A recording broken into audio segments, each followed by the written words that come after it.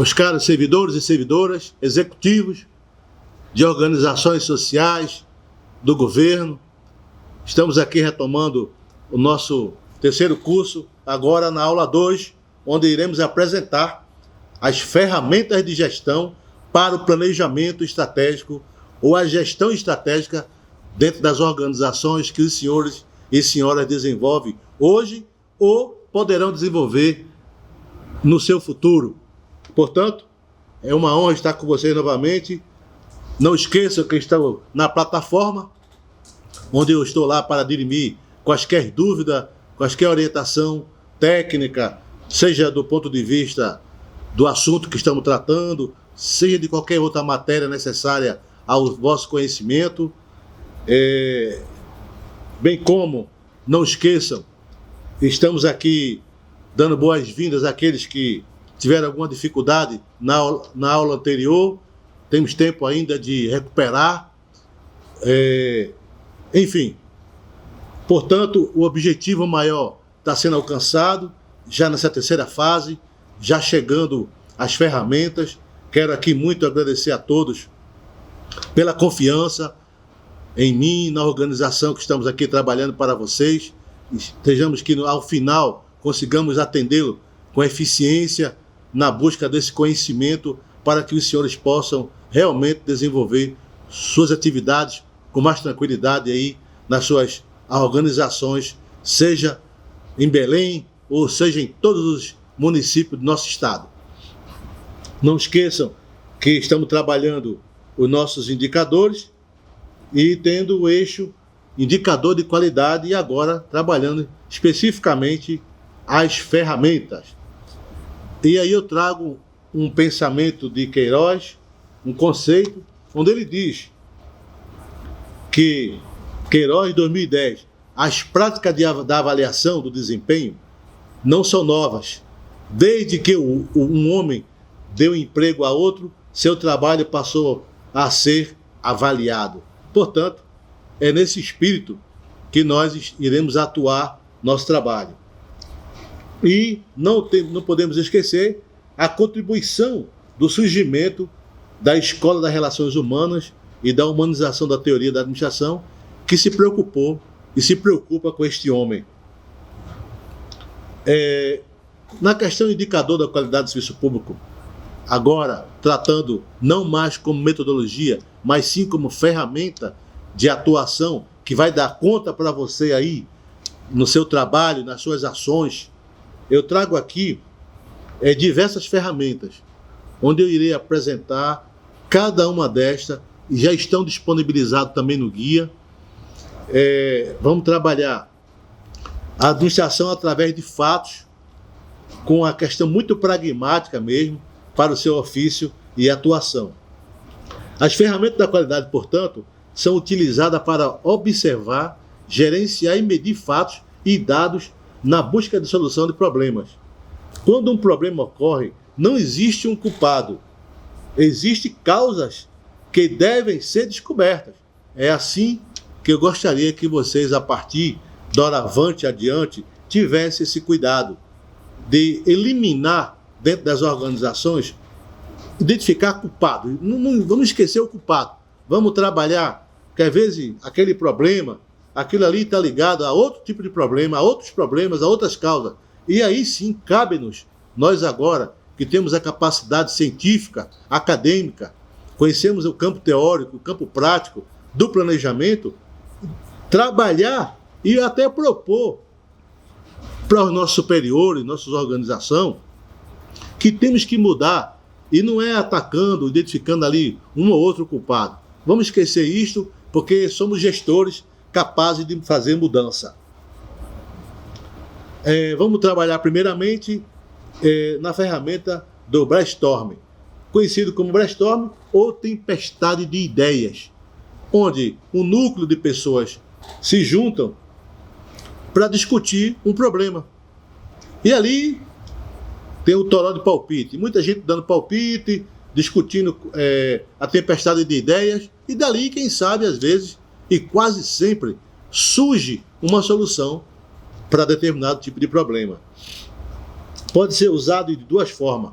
ele é estruturado. Nesta forma, todas as pessoas de um grupo devem dar uma ideia a cada rodada ou passar até chegar à sua próxima vez. Não estruturado, nesta forma, os membros do grupo simplesmente dão as ideias conforme elas surgem em sua própria mente. Isso tende a criar uma atmosfera mais relaxada, mas também há risco de dominação pelos participantes mais extrovertidos. E aí vem a brincadeira, aí a gente tem que ter esse cuidado no momento de escolher essa ferramenta brainstorm. Brainstorm, por sua vez, também, quando devemos utilizar para identificar problema, para estratificar um problema, identificar a causa de um problema, para definir e desenvolver um projeto de melhoria, para elaborar um plano de ação, e aí sim, como fazê-lo? Formar um grupo de até 12 participantes, orientar sobre a origem e o motivo do encontro, nunca criticar ideias, isso pode frustrar os participantes, inibir e até fazer um tipo de constrangimento.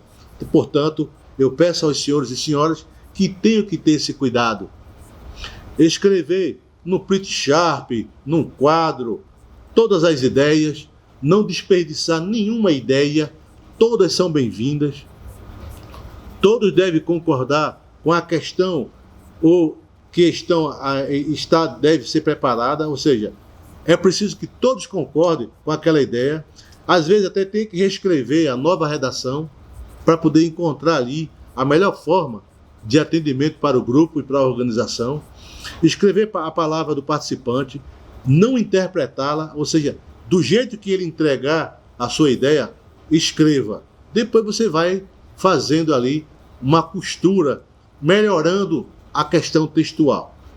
A geração de ideias deverá ter duração de 5 a 20 minutos, no máximo, por assunto. Portanto, esse seria o brainstorm sendo utilizado dentro da organização quando estamos observando ou estamos com algum problema que achamos que aquele problema deve ser socializado com outras áreas. Também muito comum é o uso da ferramenta do fluxograma, também disponibilizado no guia, onde vocês terão aí, existem vários tipos de fluxograma, cada uma com a sua simbologia, e aí também foi disponibilizado para os senhores e senhoras os gráficos, onde temos aí início do fluxo, operação do fluxo, decisão do fluxo, início e fim do documento, tipo de documento, como conectá-lo, ou seja, criar um fluxo, às vezes, para facilitar um tipo de funcionamento dentro da organização. Também foi disponibilizado para os senhores, enquanto ferramenta de indicador, a matriz de urgência, viabilidade e eficácia. Nessa matriz, os senhores poderão criar uma matriz com 6 colunas. Vocês vão escrever lá o problema, vão escrever lá numa tarjeta, num quadro, numa exposição, e aí vocês vão perguntar lá, vão estimular os participantes a preencher se aquilo ali é urgente, se aquilo ali é viabilizado ou se aquilo ali é eficiente. E às vezes você está diante de um problema, muitas vezes não é um problema, é uma causa ou aquilo ali é uma solução de um problema. Às vezes a pessoa não está ali naquele momento, está tão desligado que coloca lá sua opinião, emite, e às vezes está emitindo uma opinião. Então, nada melhor do que trazer um grupo de pessoas para pensar aquilo que estamos atuando. Na coluna de urgência, deve pontuar os itens listados, de viabilidade igualmente e da eficácia. Ou seja, nessa classificação, vocês devem acompanhar aí, lá no final, vocês vão colocar lá aquilo, a classificar se aquilo ali é um problema número 1, se é um problema número 2, você vai levar até o 5º.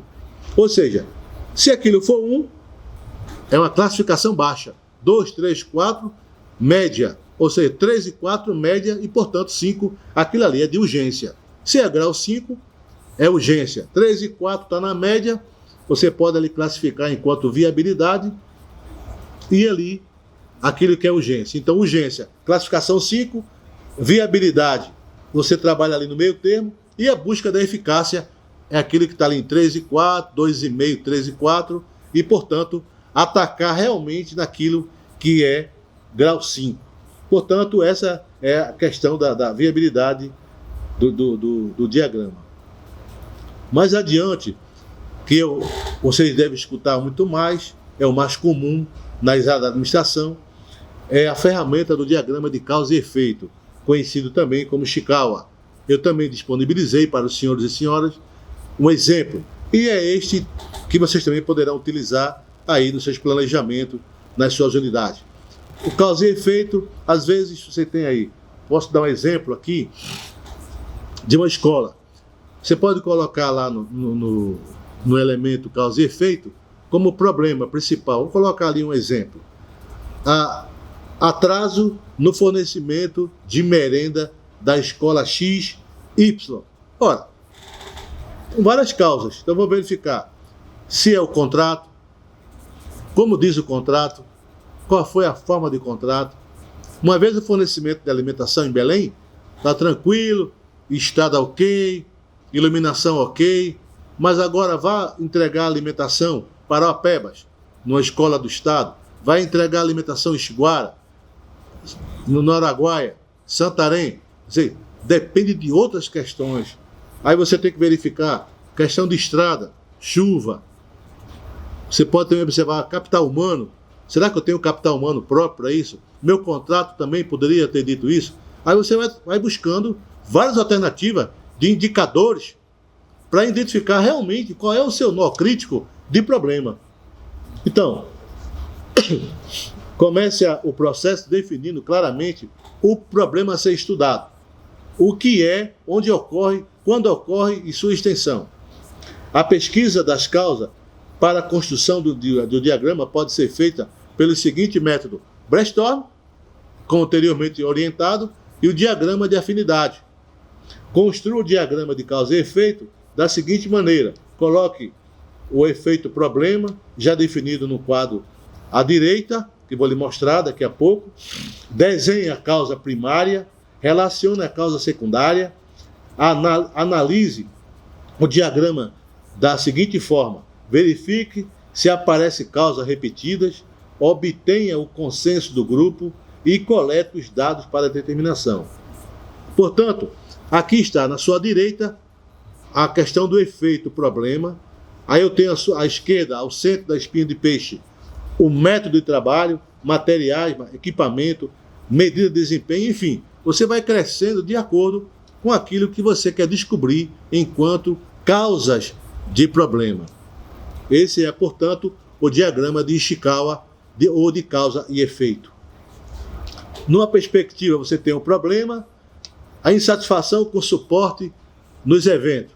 De um lado, é equipamento, é o audiovisual defeituoso, audiovisual obsoleto, mobília inadequada, ou seja, você tem aí um parâmetro. São as pessoas que estão lá gerando problema, é o atendimento deficiente, é o treinamento de equipe, é a falta de comunicação, enfim. De outro lado, é o método, as pessoas foram treinadas, falta avaliação do usuário, é estrutura, existe ausência de autonomia das pessoas, falta de cooperação entre os setores, enfim, você tem que buscar aí, nessa espinha de peixe do diagrama de Ishikawa, você vai apontar diversos indicadores, e aí você, enquanto especialista, tem lá várias probabilidades de encontrar lá, às vezes, várias causas para um problema, ou não encontrar nenhuma. Às vezes você já matou logo lá na inicial, que é treinamento pessoal, já está identificado. E aí, você já tomou ali a decisão de buscar um encaminhamento. Por exemplo, às vezes você compra um equipamento lá, sobretudo hospitalar, às vezes fica lá no hospital, por quê? Por falta de pessoas qualificadas para fazer uso daquele equipamento. Então, vai ficar lá o recurso, o equipamento lá parado, por falta de um treinamento, quando o gestor não identificou ali o problema. Comprou, ficou na caixa, E aí a demora, a burocracia, lá na inicial, dita já por Weber, lembra? Aí eu pego aquela burocracia e não resolvo. Aí eu culpo o Weber. Bom, chegamos à ferramenta do ciclo do PDCA, também conhecido como Plan do Cheque e Active, ou seja, as ação corretiva.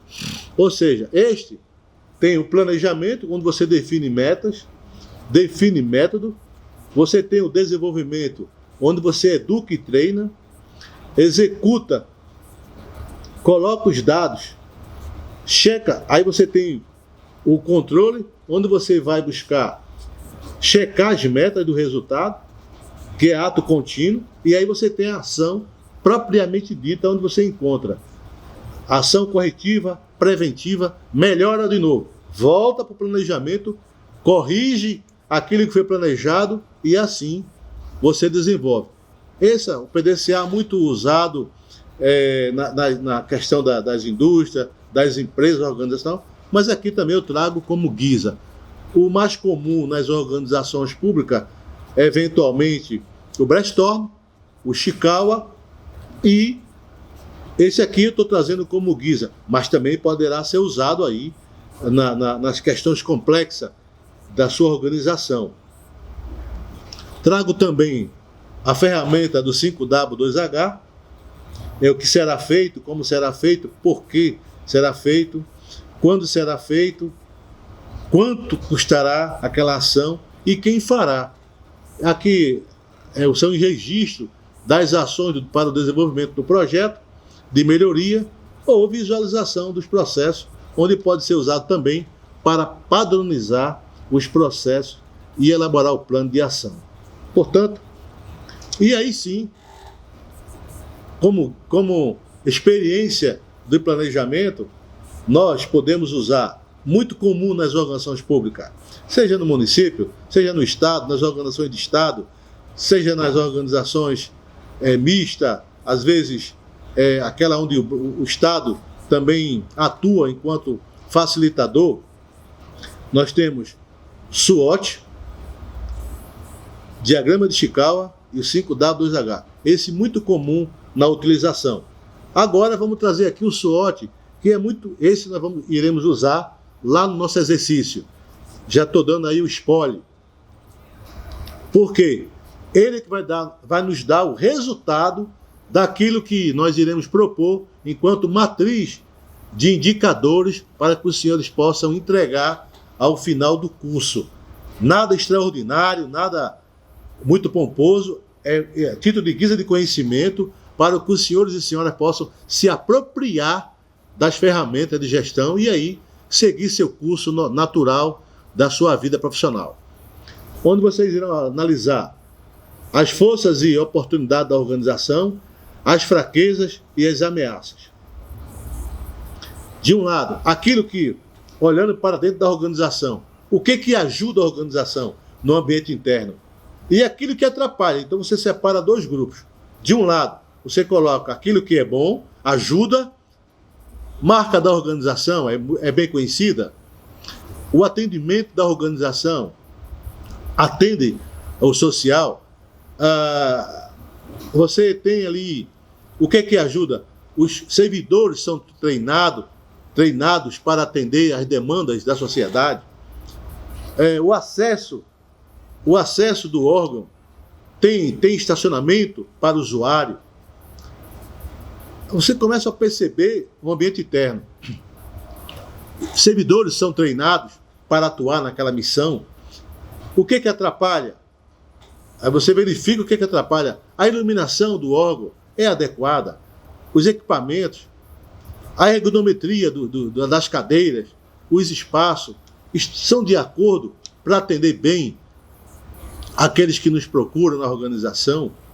Aí no ambiente externo, o que atrapalha? Posso aqui também dizer, acordos regionais, questão agora, temos aí a questão agora chegando no Pará, e eu sempre vou chamar a atenção isto nesse curso, que está aí na ordem do dia, COP 2050 e bem como as questões climáticas, está na ordem do dia. Então, vai se fazer necessário realmente um esforço de muitos técnicos na área de planejamento para dar conta de tantas demandas que suscitarão daqui por diante. E aí, os acordos, questão de portos, aeroportos, os polos de produção, verificar se o que temos como ameaça, situação de chuva prevista para os próximos anos, ficar atento às questões ambientais, alto índice de emendas orçamentárias e às vezes não utilizada, a falta de controle social, enfim, tudo isso atrapalha sobremaneira a questão do órgão. O órgão que está aqui, ele não é estanque, ele faz parte de todo um contexto social e ambiental.